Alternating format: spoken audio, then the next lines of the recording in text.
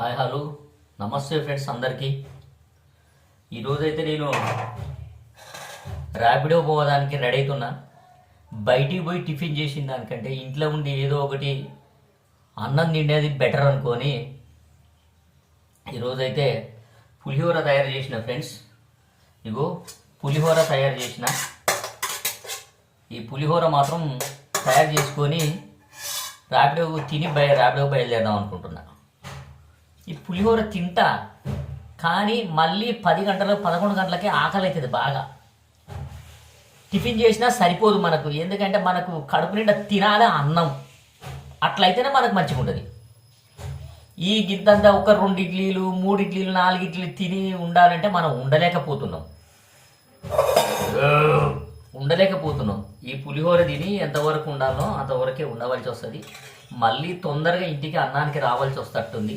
బయట తిందామంటేనో పైసలు, మనం మరిన్ని పైసలు సంపాదించలేకపోతున్నాం, బయట తినలేము.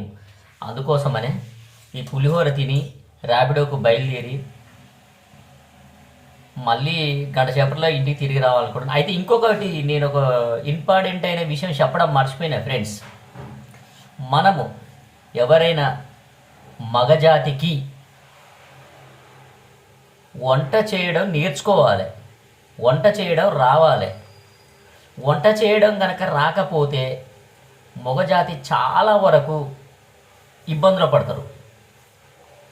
ఎందుకంటే భార్య ఊరికి పోయినా, భార్య లేకపోయినా, లేదా బ్యాచిలర్స్ ఉన్నోళ్ళైనా సరే, పెళ్ళిళ్ళైన వాళ్ళైనా సరే వంట చేయడం నేర్చుకోవాలి, వంట చేయడం రావాలి.